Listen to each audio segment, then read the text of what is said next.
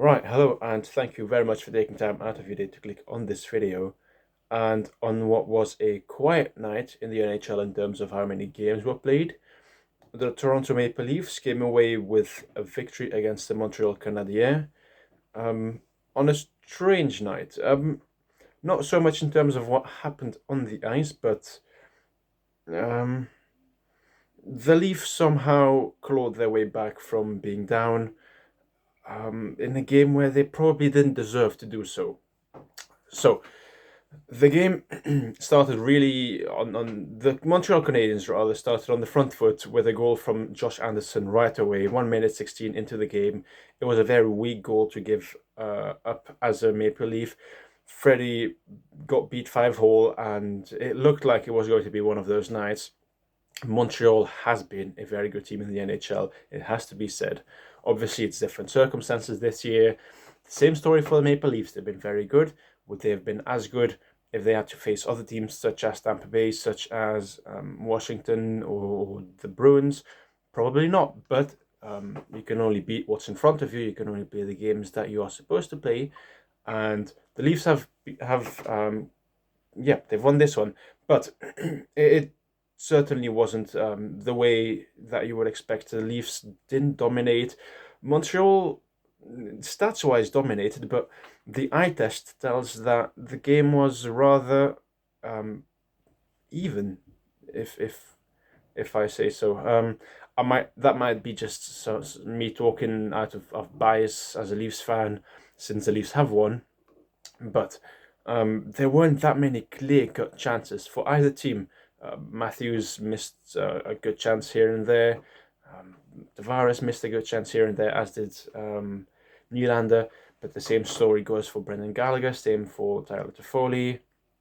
Um, and it really was not until the third period that both teams really came out and played the way that we expected them to, just disregard for defense and a bad action here, bad action there, hitting hard, getting hit hard. So it really took some time for the game to get going. But the second period started, and again the Canadians dominated in terms of getting hits in terms of getting shots on net. Not necessarily always the greatest shots, but shots on net nonetheless. And you don't score if you don't take shots. So we can't begrudge a team for taking shots, even if they are somehow weak, because as we saw with the Josh Anderson goal, a weak shot can still end up in the back of the net. But this goal, the tying goal from the Maple Leafs, came from a very unlikely suspect in Travis Dermott, who made his way back from injury, replacing Sandin or Lettinen. The Leafs went back to 12 forwards, six defensemen, by the way.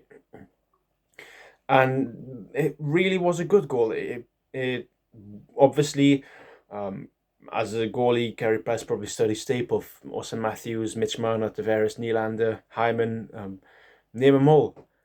The last one you would expect Carey Price to be studying tapes of, not simply because there aren't many of, but because it's that unlikely. It's Travis Dermott. Travis Dermott gets the puck from John Tavares on a 4-on-4, left-hand side of the ice. He beats Carey Price high on the blocker side, and like the commentary said, it has been an area of weakness for Carey Price this season, and Carey Price has a better defense in front of him than he has had in previous years. But as we will see later on with the Ilya Mikheyev, not the Ilya Mikheyev, rather the Justin Hall goal, that defense sometimes leaves a lot to be desired. And let's get right into the Justin Hall goal. So the second period ended 1-1, and nothing really changed for the Leafs. They weren't great, although the momentum shifted just ever so slightly, obviously. And the third period started again with a 4-on-4, and towards the end of the 4-on-4, with about 16 or 17 seconds left on the 4-on-4, Justin Hall gets the puck again from John Tavares and Jake Muzzin, so both of them are involved in the first two goals. Justin Hall with acres of space. How? I could not fathom Shea Weber, Jonathan Drouin, or anyone else on the ice, because it was Shea Weber and Jonathan Drouin, but I don't remember who the other two guys were for the Canadiens, just gifting Justin Hall just the complete center of the ice. There was no one blocking Shea Weber, Carey Price's view, except perhaps for Shea Weber. Carey Price might have expected Shea Weber to block the shot, but Justin Hall has time. He has 10, 15 seconds if he wanted to control the puck, get himself in a good position, take a slap shot, not just a wrist. He had the time and the space to take a slap shot. That slap shot, obviously, without any pressure on Justin Hall, ends up being a good one. It goes, again, top corner, right-hand side this time, or rather left-hand side for Carey Price, but right-hand side for Justin Hall. It beats Carey Price, and all of a sudden the Leafs are winning a game that they probably should not be winning. Again, you don't win every single game in which you're the worst team, and you don't win every single game in which you're the best team, but on this occasion, Toronto being probably the team that deserved it less, got the lead. Montreal, who deserved it more, gave up that lead. But again, if you don't do anything with the chances that you're presented with, as Montreal found out today, it leads to nothing. And then only seconds apart, 42 seconds, a repeat from the Montreal, Toronto, Vancouver game, where here Ilya Mikheyev gets his first of the season. So 3 people consecutively for the Leafs getting their first goal of the season. Obviously first Dermott, now Hall, now Ilya Mikheyev. And Ilya Mikheyev, it was coming. Ilya Mikheyev has been a very good player for the Leafs this season. Stats-wise, you wouldn't say that because he hasn't had the most assists. He obviously only had his first goal tonight. But on the penalty kill, he's been monumental. He's been a very good player on the third line. On the second line, he's been serviceable when required. And here again on the third line, Zach Hyman is skating down the ice on the left-hand side. He gets the puck to Alexander Kerfoot. I still haven't figured out if Alexander Kerfoot was trying to get a shot or if it was a pass on purpose to Ilya Mikheyev. But Ilya Mikheyev, with an open net, pretty much puts it in said net. It's 3-1 to the Leafs. All of a sudden, the Leafs really are on the front foot. Montreal is pushed back into their own zone. It's very figuratively speaking, and it's 3-1. However, with about 4 minutes, 3 minutes 20 more so left, Thomas Tatar gets a goal on a shot from Ben Sherratt, which breaks TJ Brodie's stick. It bounces weirdly. Fred Jansen thinks it's going into his glove. Obviously, it doesn't. Morgan Riley and Nick Badown fail to clear the puck. And as he's tumbling down, Thomas Tatar manages to put the puck in the net. It's a weird goal, but then again, a goal is a goal. It's 3-2 to the Leafs still, but Montreal getting one back could perhaps lead to a momentum shift. Unfortunately for Montreal, it doesn't. Fortunately for the Leafs, Zach Hyman then, with 1 minute and 5 seconds left, gets the puck in the neutral zone from Austin Matthews. He's on the backhand. He's pressured by Shea Weber. He manages to just about squeak that puck into the net. It's 4-2 for the Leafs, and the game would end there. Now, some factors that led to this Leafs win. If you look at the stats, 24 shots to 35 in favor of Montreal. The face-offs favoured the Leafs ever so slightly with 53-47. Both teams 0-for-2 on the power play. Both teams with 19 hits. The Leafs with more blocks. And that really is where the game was won. The blocks. It was a very physical game, and it was an entertaining game. The Leafs were terrible in the first period, and then gradually built more chances up. But it really was a game where the team that was most physical, not only in terms of hits, but also in terms of ice skate, in terms of blocks, were going to win that game. And although the Leafs had more giveaways, they tried to make up and right that wrong with the blocks, with putting their body on the lines, So many mistakes. I've lost the ability to speak in this video, to block those shots and to walk away with a win, and they have done so. Not a great night for Carey Price, letting in 3 goals on 24 shots.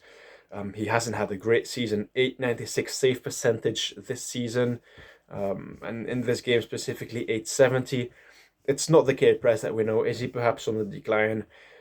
Only time will tell, because it's Carey Price, and he is undoubtedly, and anyone who says otherwise is kidding themselves, one of the greatest goalies of the modern era. It just is not up for debate. It is. As a Leafs fan, you have to recognize it. As a hockey fan, you have to recognize it. And it's just not been a good start of the season for, well, start of, I say, but both teams have already played 14 and 13 games, I believe. 14 for the Leafs, and yes, 13 for the Habs. So the season is nearly 25% in already, or well, something like that. But Montreal with Jake Allen as a backup definitely has a more solid backup than they've had in recent memory, and they can alternate between Carey Price and Jake Allen. So I wouldn't be worried if I was a Montreal fan. Well, I'd be slightly worried, but not as much as I would have otherwise been. And the other reason, in my opinion, for Montreal not winning this game, if you look at the Leafs' time on the ice, Mitch Marner had over 20 minutes, Austin Matthews had over 20 minutes. Sean Tavares obviously didn't, because he was off for a period of time with concussion protocol. Zach Hyman had 18 minutes 23. And then the fourth line and third line clearly with 10 minutes, 9 minutes each, leaves the first and second line with more time on the ice, which wasn't the case for Montreal. If you look at the player with most time on the ice tonight, was Nick Suzuki with 19:27, then Tyler Toffoli 18:47, then Brendan Gallagher with 16:05, and that's it. Everyone else had less time on the ice. And I know for Montreal, the name of the game is depth, and they have that depth, which down the line will definitely serve them. But when you look at it, the players with the least amount of time on the ice were Evans and Arturi Lehkonen with 9:40 each approximately. Then Corey Perry at third with 12:30. And then if I look at the fourth, that's Thomas Tatar with 14:07, which is surprising. You would think Thomas Tatar, a player of his quality for Montreal and of his importance, would get more than 14:07, especially since 14:07 is only the fourth, not only the fourth, sorry, is the fourth lowest in terms of time on ice of offensive players. So Montreal needs to, although they have that depth, they need to manage that depth. You've got incredible players in Nick Suzuki. You've got a very good, gritty player in Brendan Gallagher. Thomas Tatar is an excellent player. Give them more time on the ice. Don't restrict them. Nick Suzuki 19:27 is acceptable, but don't restrict the other better guys on the team. Corey Perry 12:30. Yeah, it's not bad. He's a physical presence on the ice, and he's been a great player throughout his career. But he's not the player he used to be. Give that ice to someone else. Take away a minute or two from Corey Perry. Give that minute or two to Thomas Tatar, to Tyler Toffoli. I fail to understand why that exactly was the case. Obviously, players take penalties. Which was it the case for Thomas Tatar? No, not even. So I wonder why. But I don't have the answers. So yeah, I guess we'll have to leave it here for this video. So anything else to talk about? Not really. Freddie Anderson didn't have a good start to the game, but stats wise, 943 save percentage, and the second goal he couldn't really do much about it. That was more on the defense and the unlucky bounce. So in a way, as is for the same for Carey Price, he couldn't stop every single shot because of circumstances. So in a way, both goalies doing their best. One did not come up good enough today, but I'll leave the video here. There's not much more to talk about in this game. If you've enjoyed this video, please consider dropping a like and subscribe on the video and the channel. Thank you very much for watching if you've made it this far, and I will talk to you very soon.